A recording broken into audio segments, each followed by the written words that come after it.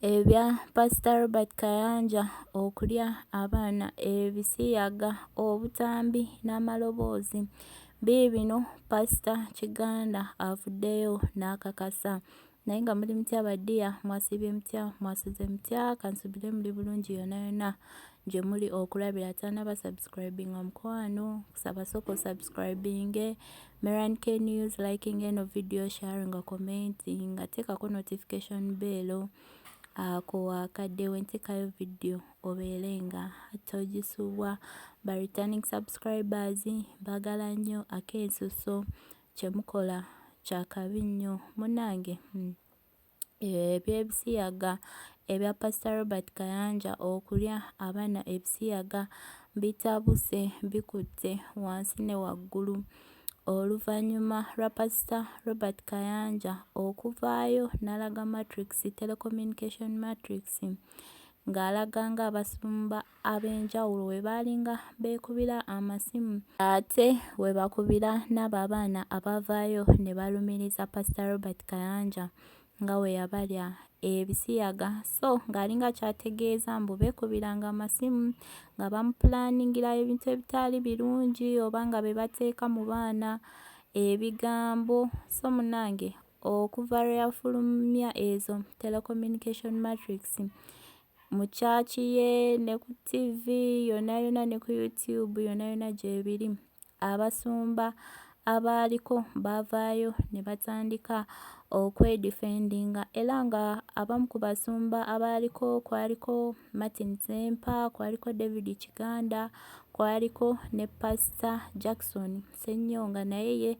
Pastor Jackson Ssenyonga essimu gye yali akozesa teyali mu mannya ge, waliwo essimu ey'omwami amanyiddwako nga Ojoko mbu gye yali akozesa, era oyo agambibwa okuba nga ye driver we, ye enamba gye yali akozesa, enamba gye yali bw'akozesa teyali mu mannya ge. So beebo abasumba abasatu abaaliko ku ezo telecommunication Matrix. So munange baavaayo ne batandika okwedifendinga era Pastor David Kiganda yavaayo awo emabegako n'agamba yeewuunya Pastor Pr Kayanja yandisoose n'amukubirako n'amubuuza bino weebiti ne weebiti, poliisi ebimpadde naye gwe obyogerako ki? Naye teyabimubuuza, ye yagenda bugenzi mu maaso n'abiteekayo nga tasoose kumubuuza ye abyogerako ki. Era eyo video nagikola gw'ayagala okugiraba osobola okuddayo mu ezo videos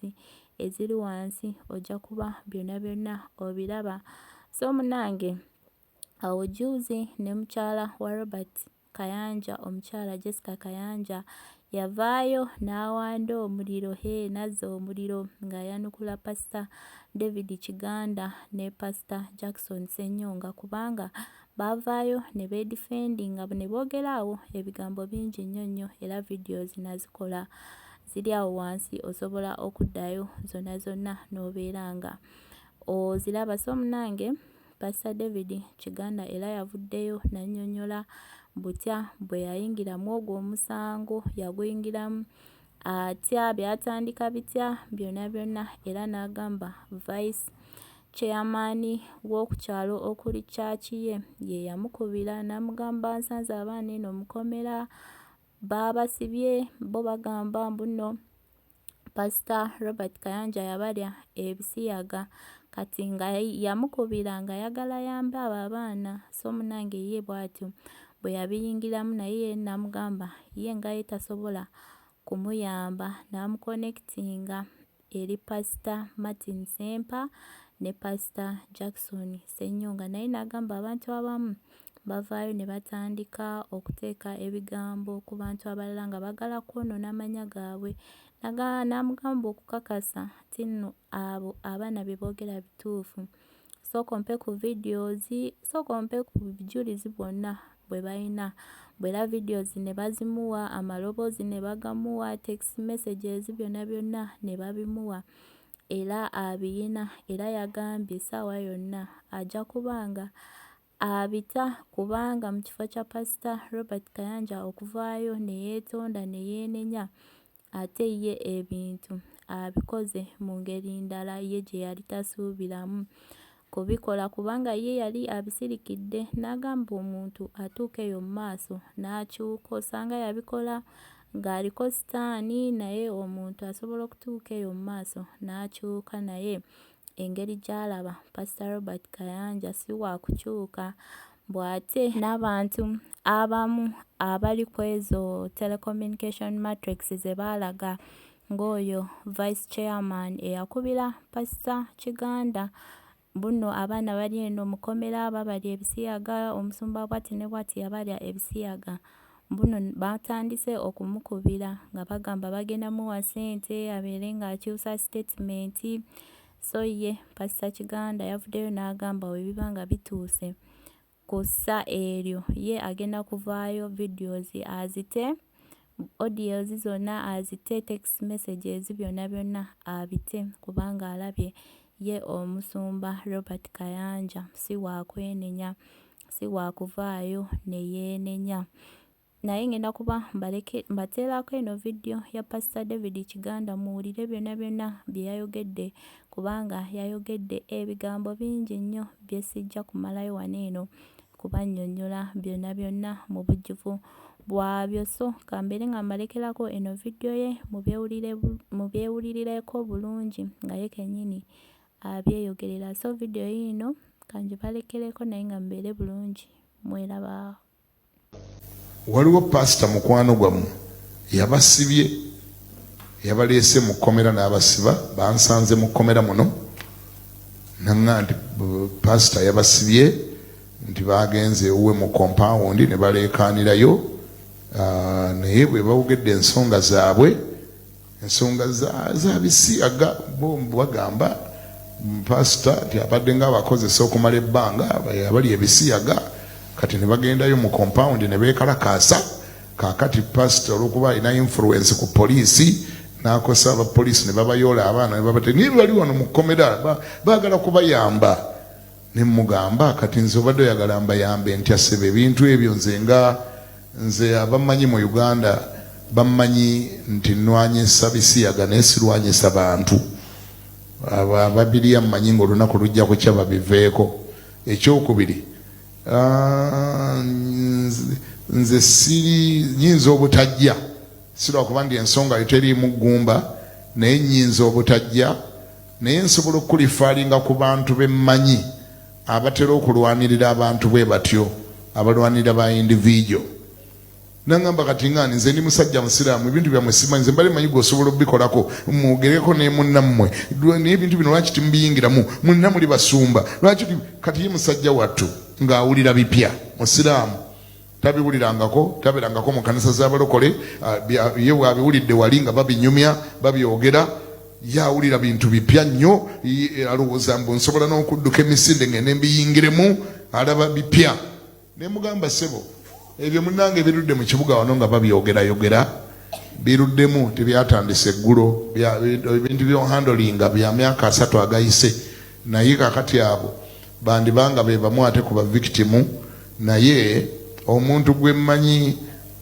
gwe nsobola okuzigirira namuzigirira abantu babiri ne muga nti pastor gwe bayita Martin Sempa atera okuyingira mu nsonga ezo n'omulala bamuyita Pastor Senyonga naye ntera omuwulira ng'atera okulwanirira abantu bwe batyo oleme kuvaawo ng'ogamba nti sina kyenkozeewo abo bo bakontaktinga bayinza okuyambako n'agamba okay kakati esimu zaabwe nzifunye ntya ne mugamba ziizo oleme gandi saakuyambye naye era awo nze wenkomye saasukkawo awo wennakoma bwentyo bwe nakola paati yange Pastor Senyonga n'agezaako okuyambako abavubuka abo first of all okumanya kiki ekiriwo ng'olede bali mu kkomera kiki ekiriwo tubayambye tutya abaana ne baopening up ne bagamba pastor gundi yatulya ebisiyaga ate n'atwefuulira bwe twagezeeyo mubanja atujjanjabe kati ate yatutadde mu kkomera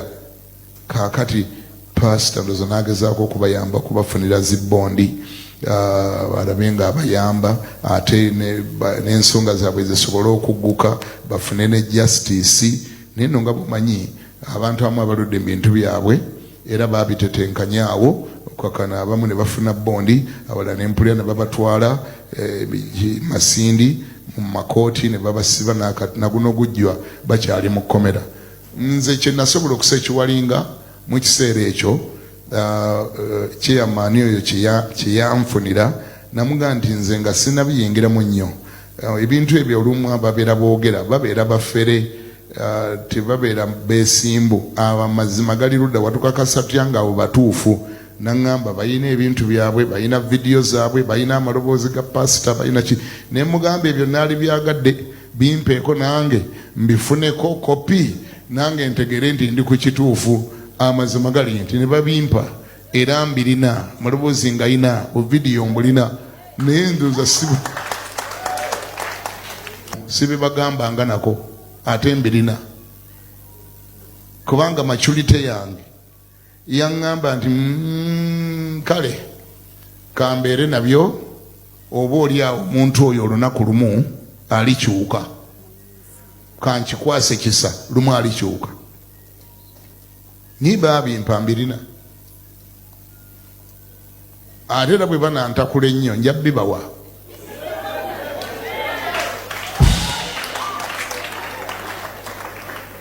Mbirina maloboozi ngayina nabifuna 2011 mbirina.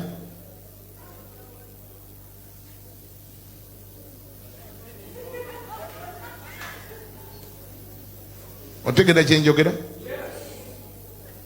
Nolwekyo tetusirikana olw'okuba tuli basiru. Naye bw'otandika okudda ku TV n'ogamba kaati olaba abaana bano bajja okwekalakasa nti abasumba abo be baali babanga babakubira amasimu beera be babakubira amasimu okuva ekiryandongo bajje mu compound ewange bekalakase. Kakati nze abaana okuwulira nti gye bali mbategeerera ku vice chairman omusiraamu yabasanga mu kkomera nga bakwatiddwa dda nga kyekibakwasiza babadde mu compound ya pasita nga babanja. Eyo tetwaliyo nobimanya tetwabimanya nako wabula twafuna bu video luvannyuma obulaga ekyabaddeyo. Obuvideo twabufuna luvannyuma. Bw'otandika okugamba nti ffe twabatuma bajje mu compound, nze gambye n'okubimanya obumanya nabitegerera ku musiraamu vice chairman w'ekitundu kyange, ate naye okubimanya abasanga mu kkomera. Deeti z'ekkomera zimanyiddwa ze yabasangayo, ne deeti ze baagenda eri okwekalakaasa nazo zimanyiddwa. Nolwekyo bukolo data obwalagiddwa n'obwo bu matrix buli kiriya bulaga ddi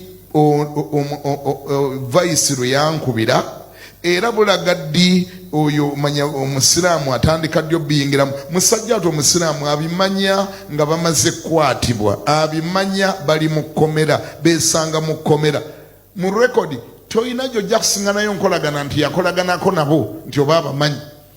Akati n'abalokole abaganya okukyuka kye babeeredde, chairman oyo omusiraamu bamwegayirira bamuwe ssente adde ku sayidi yaabwe.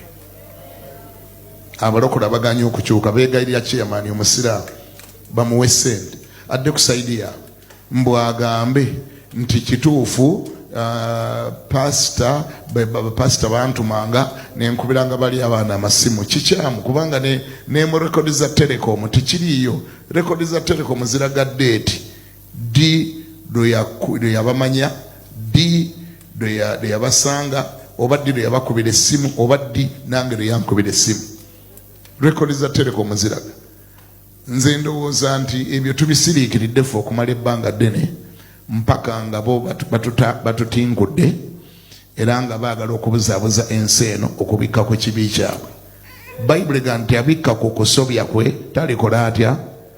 Taliwona. Tosobola kuwona, tosobola kuva mu kintu nga okibikka buli kaseera okisalira entotto, buli kaseera olina bw'oyagala okusiiga ettaka, oyagala okulaga ensi yonna nti abaana bano nti tebaalikoze ekyo kye baakola singa tebaliko bapasita ababapikiriza, bapasita ababakubira amasimu bave. Leetayo rekodi nga babakubira amasimu nga bali ya Kiryandongo. Leeta kolo data alaga nti babakubirako ku ssimu nga bali ku faamu yo ekiryandongo gire nayo tugibanja. Ekyokubiri nze kyenjagala okusembyayo tuleme kuyita eno n'eno wangi pasita agamba ntalya bisiyaga aveeyo akyogere ku muzindaalo nga wano wenjogerera agendize sibirya. Let's not beat about the bush.